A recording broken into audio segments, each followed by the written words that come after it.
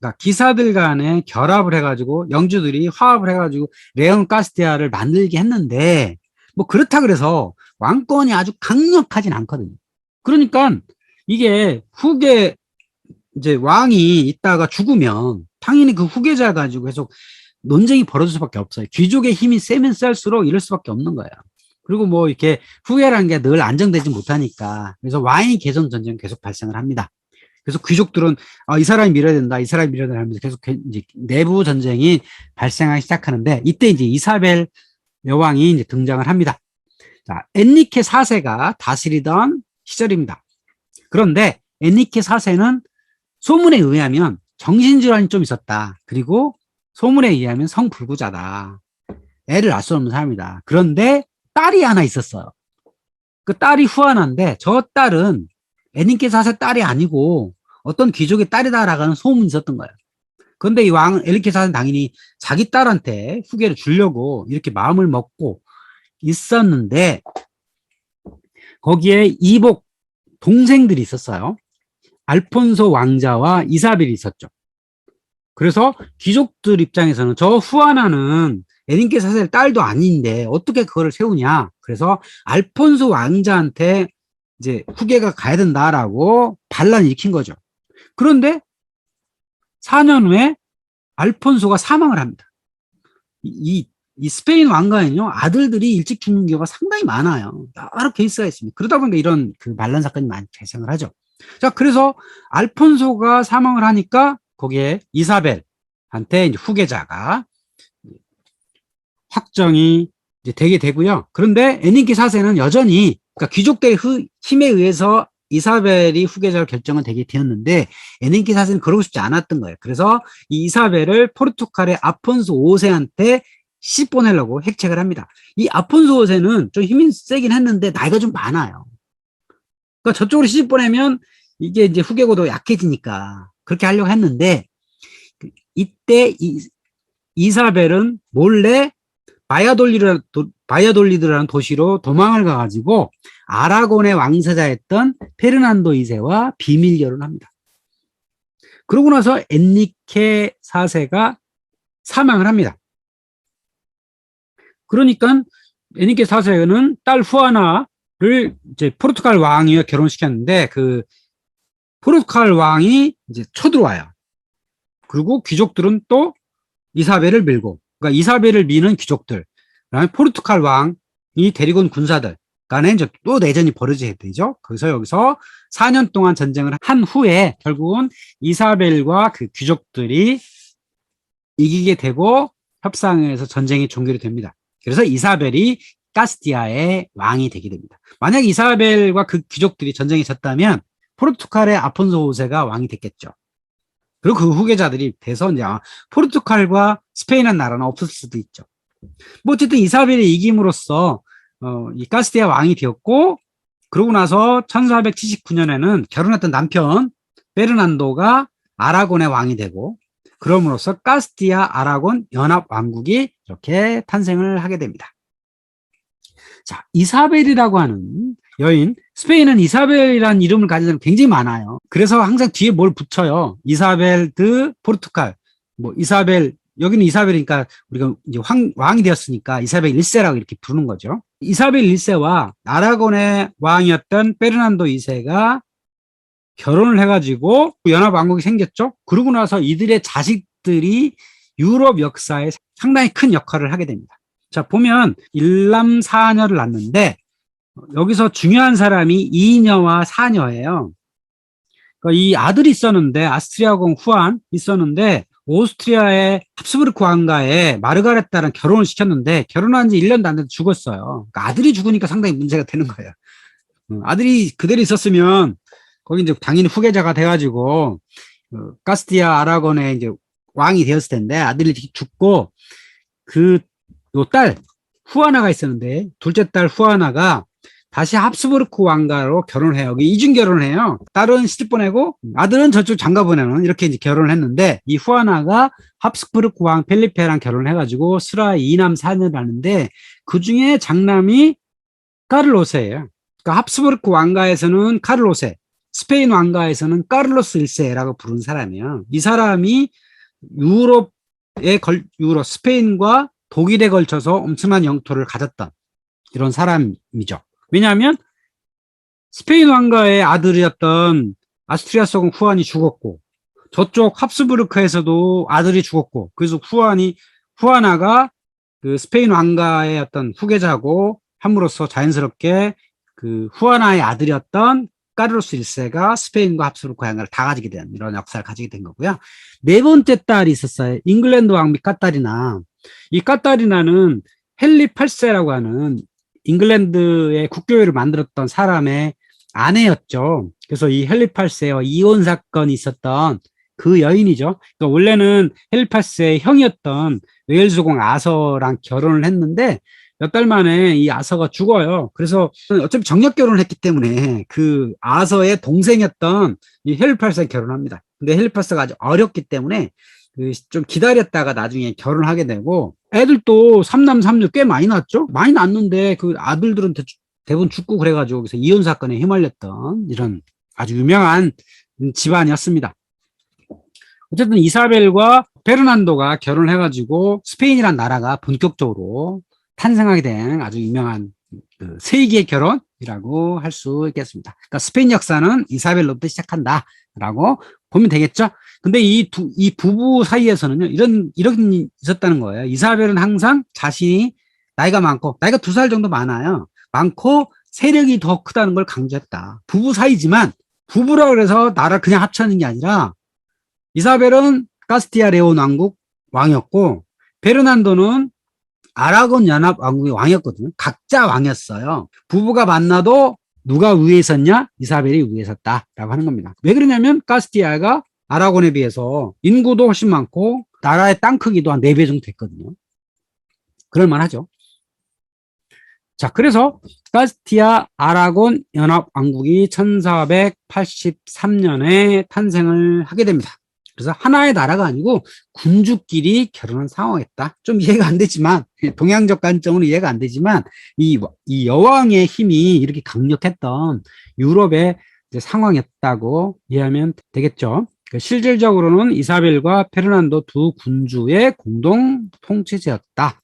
그리고 정치적으로, 사회적으로 완전한 통합을 이런 것도 아니었고 각 나라의 의회가 별도로 다 돌아가고 있었다 라고 하는 거죠. 의회는 뭐라 그랬죠? 귀족들의 연합체였다. 그러니까 이 귀족들의 연합체는 합치지 않았다는 거죠. 각자 의회가 따로 있고 행정, 입법, 사법들이 다 별도로 돌아갔다라는 거죠. 그런데 두 나라 중에서 카스티아 인구의 규모와 어떤 경제 규모 이런 것들이 다 아라곤을 압도했기 때문에 카스티아 주도의 정치 체제가 자리 잡게 된 것이다 라고 하는 거고요. 그로부터 당분간 계속 이 카스티아 중심의 나라 운영이 됩니다. 남은 무어인의 마지막 땅 그라나다를 정벌을 해야 되겠죠. 이 안달루스의 거의 모든 땅이 점령되고 마지막 남은 나르스 왕조가 저 그라나다에 살아 있었단 말이에요. 그러니까 당연히 저거를 가는 게 자연스러운 수순이죠. 근데 원래 이 나르스 왕조는요, 카스티아에 매년 막대한 배상금, 상납금 같은 걸 바치면서 생존했어요. 한 200년간 살아있었거든요. 그러니까 굳이 그 카스티아하고 아라곤 왕조가 있을 때 내전이 많았단 말이에요. 와인 개성 전쟁도 있었고 귀족과의 싸움도 있었고 여러 복잡한 일이 있으니까 저 그라나다에 있었던 조그만 나라는 굳이 없앨 필요가 없다. 그리고 매년 또 이 공납품을 바치니까 죽일 필요 없다. 멸망시킬 필요 없다라고 해가지고 200년 동안이나 유지하고 있었던 거예요. 그리고 왜 그럼 이런 걸 하냐? 이 나르스 왕조는 또 남쪽에 모로코랑 연계성이 있거든요. 그러니까 경제적으로 상당히 번영을 했죠. 기본적으로 무어인들이 이 상술에 능을했고 또 북아프리카의 거래를 통해서 경제적으로 상당히 이제 안정된 걸 했기 때문에 적절한 공납품을 바치며 생존을 유지했는데 1483년에 이제 나라도 안정이 됐고 카스티아 아라곤 연합왕이 생겼으니 뭐 이제 공납품 필요 없다. 저거 아예 없애버리겠다라고 해가지고 이 땅을 정벌하기 시작합니다.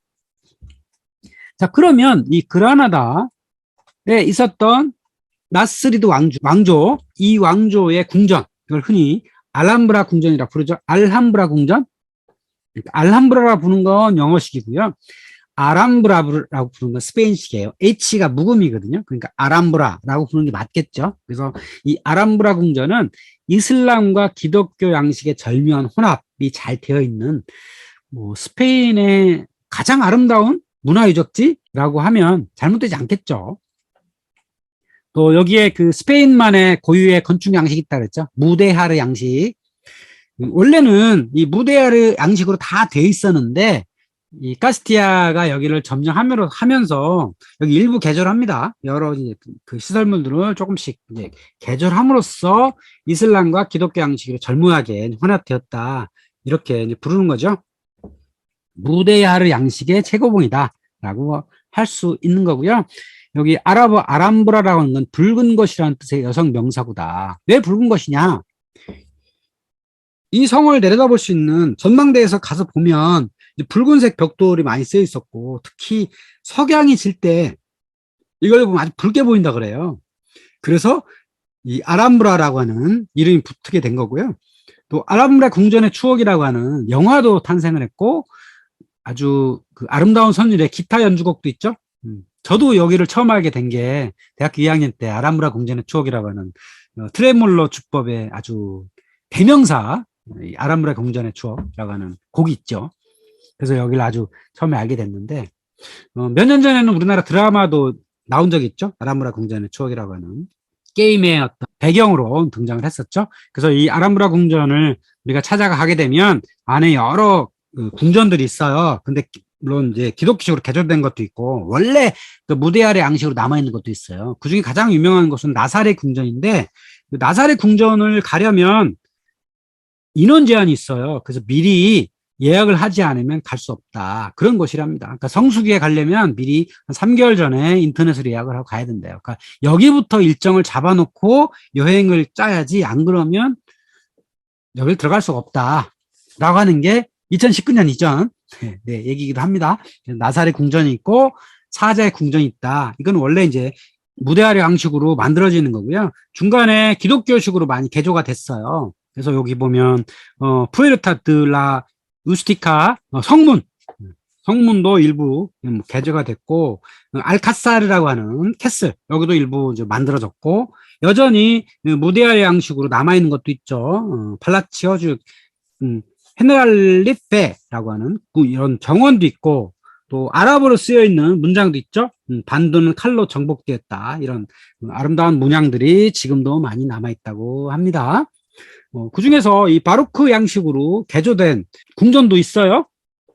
여기 보면 카를로스 1세가 여기 와가지고 자신의 궁전을 하나 지은 거죠. 여기 전형적으로 바로크식이죠. 둥근 형태로 기둥을 세워서 로마에 있는 콜로세움처럼 했네요. 콜로세움처럼 3층 이렇게 하진 않았지만 1층은 도리아식으로 만들었고 2층은 이오니아식으로 해가지고 고전의 형식을 많이 따랐던 이 카를로스의 궁전이라고 할 수 있죠. 신성로마 제국 황제였죠.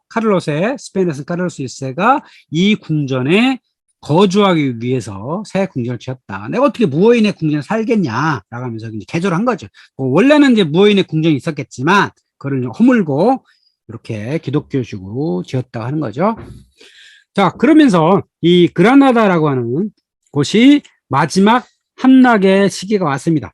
1491년 가을부터 이곳에서 그 항복 이야기가 오고 갔어요. 더 이상 버텨봐야 의미가 없다. 그러니까 이곳의 마지막 술탄이었던 보압딜, 원래 무함마드 12세입니다. 이 사람이 항복을 해야겠다라고 하면서 가을경에 이 그라나다 알함브라 궁전의 열쇠를 주면서 항복 문서에 조인을 합니다. 그래서 여기 그림에서 보시면 자, 왼쪽에 있는 사람이 술탄 보압딜이고요. 중간에 아라곤의 왕 페르난도 2세가 있고요. 또 카스티아의 이사벨 1세가 흰 말을 타고 이렇게 있죠. 이 그림은 스페인 상원의사당에 있다고 하는 그림인데요. 그러면서 이 보압딜은 항복 조건을 내세워요. 무엇이냐면 저기 내가 이 가장 사랑하는 궁전이 저 아람브라 궁전이다. 저 뒤에 지금 보이잖아요. 붉은색으로 있는 저기 그 궁전이 있는데 여기를 좀 보존해달라. 그리고 이 그라나다에 살고 있는 무슬림들을 자신들의 종교와 문화를 그대로 유지할 수 있도록 당신들이 보살펴 달라라고 항복 조건을 내세워요. 그랬더니 이사벨 1세는 좋다. 너의 그 요구 조건을 다 만족하겠다. 그러니 여기 알라물라 궁전 열쇠를 다 내놓고 나가라. 당신들의 목숨은 보조해 주겠다. 그래가지고 알겠습니다 하고 이 보압들은 여기서 떠납니다. 그래서 모로코로 가죠. 하지만 이사벨 1세는 그 약속을 지키지 않습니다. 그러고 나서 1492년 2월 달에 알함블라 칙령이라는 걸 발표를 하죠. 그리고 무어인과 유대인들을 떠나거나 개종하도록 강요를 하죠. 그래서 이게 1490년 레콩키스타의 완성, 그리고 에스파냐 제국이 만들어졌다고 하는 거죠. 그래서 1496년 레콩키스타가 완성된 4년 후에 교황 알렉산데르 6세는 두 왕에게 카톨릭 공동왕이라고 하는 칭호를 줍니다. 그리고 이후 이사벨 1세한테는 가톨릭교도 이사벨이라는 별명을 주게 됩니다.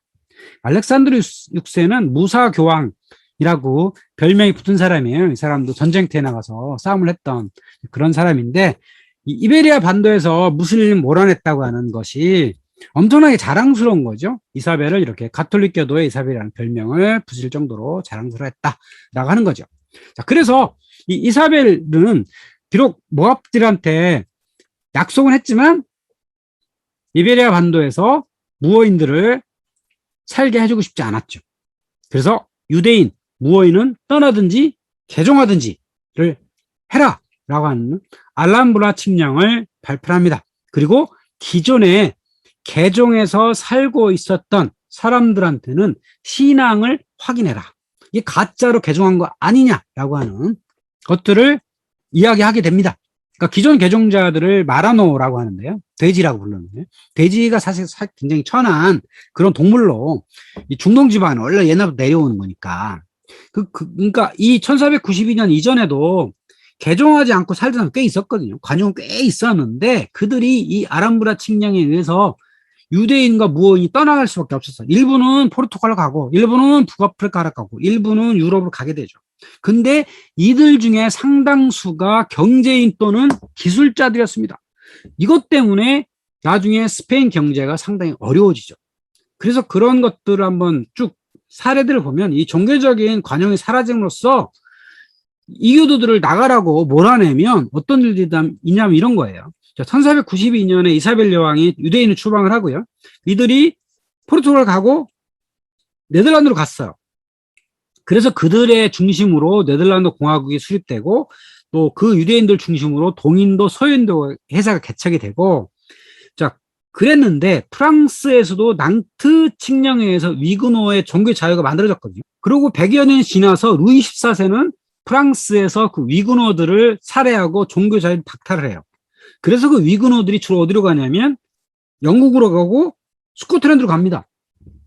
또 그 사람들이 상당히 경제인들이 많았는데, 그럼으로써 프랑스 경제가 어려워진 거죠. 루이 15세, 16세 이후에 프랑스 경제가 어려워진 것도 이런 종교적 불관용성이 이것을 상당히 많이 주게 된 거고, 결과적으로 네덜란드와 영국으로 패권 이전에 결과가 초래하게 되는 그런 사건이었다고 하는 겁니다.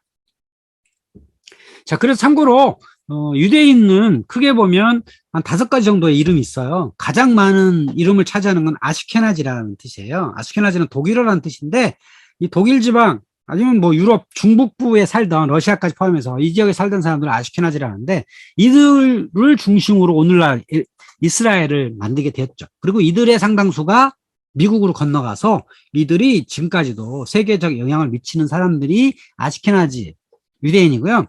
스페인 지역에 살던 사람들 중에 추방된 사람들 어디로 가냐면 북아프리카 또는 이탈리아 또는 중동지방 그러면 아예 가게 되죠. 중동지방이 여전히 유대인들을 그렇게 핍박하지 않았거든요. 그래서 그 사람들을 주로 이제 세파르디라고 부르고요. 원래 중동지방에 살던 이라크, 이란 같은 곳에 살던 사람들을 미즈라이라고 부르고요. 그리고 흔히 이제 디아스포라 유대인이라 부르죠. 아주 오랫동안 그 동에 살던 사람들, 인도의 서부로 갔던 사람들 베네라고 부르고, 에티오피아로 갔던 사람들을 베타라고 부릅니다. 오늘날 이스라엘에도 흑인 얼굴을 한 유대인이 있어요. 어떻게 흑인이 유대인이 되냐라고 말할지 모르지만 유대인은 혈통이 아니고 문화거든요. 그러니까 얼마든지 흑인도 가능합니다. 아람브라 측량이 중요한 건 개종하든지 떠나든지예요. 근데 떠나지 못한 사람들도 있었죠. 여러 가지 이유로 떠나지 못한 사람들은 개종을 할 수밖에 없었는데, 자, 그러면 진짜로 개종했냐? 이런 것들을 확인하기 위해서 종교재판소를 만들었어요.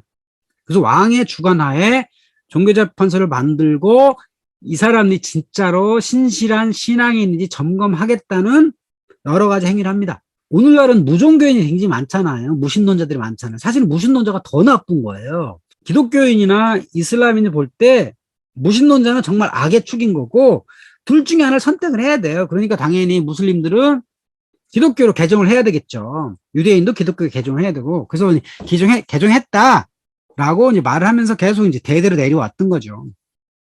그런데 과연 진짜로 개종했냐? 이런 것들 찾아내기 위한 종교재판소가 운영이 됐고, 수시로 고발이 이루어졌어요. 저 사람이 이상한 것 같다. 저 사람이 좀 엉뚱한 소리 한다. 그럼 그 사람이 잡혀가가지고 온갖 고문을 받고 자백할 때까지 고문합니다. 결국은 자백하면 어떻게 돼요? 당연히 죽이죠. 그러니까 결국은 죽인다는 거예요. 그래서 그 죽음에서 개종한 조상을 둔, 과거에 뭐 할아버지, 고조할아버지가 개종을 했다. 그랬는데 저 집안 이상한 것 같다라고 누가 신고를 하면 그 지역의 주교도 끌려가서 고문을 받고 살해되는 일이 실제로 있었다는 거죠. 그래서 그거를 확인하기 위해서 만들어진 음식이 있어요. 코니치요 아사도, 새끼 돼지 요리, 그 다음에 하모, 둘 다 돼지잖아요. 자, 봐. 돼지고기를 먹나 안 먹나, 이게 사실은 개종의 표시였던 거죠. 이거를 먹으면 개종을 한 거고, 아니면 괜찮다. 물론 대부분은 어떤 이런 낌새만 있었어도 잡혀가서 고문을 당하고 자백하고 살해되었습니다. 왜? 이들이 갖고 있는 재산을 노리는 게 상당히 많았거든요. 어떤 주교가 재산이 많아요. 그럼 이거를 종교재판소에 신고를 합니다. 이 사람이 이상한 것 같다. 어떤 부자가 있어요. 저 사람이 지금 이교도 같다 라고 신고해가지고 이 사람이 고문당하고 살해되잖아요. 그럼 어떻게 됐어요? 그 재산이 남잖아요. 그럼 그거를 가져가는 거죠. 그래서 이런 정치적인 목적에서 종교재판소가 운영되는 이유가 많았다라고 하는 거죠. 그리고 스페인의 왕은 끝까지 로마 카톨릭을 지켰습니다. 나중에 유럽에서 30년 전쟁이 벌어질 때 개신교와의 치열하게 싸움이 있을 때도 스페인 왕은 끝까지 로마 카톨릭이 지켰어요. 왜? 스페인의 탄생의 근거가 무엇인가의 싸움, 이교도와의 싸움이 있었기 때문에 어떻게 저 이단이 개신교를 우리가 믿을 수가 있느냐. 우리는 안 된다. 우리는 절대적으로 로마 카톨릭 가장 중요하다. 그래서 로마 카톨릭의 수호자라고 하는 사명감이 그들에게 늘 있었다고 하는 겁니다.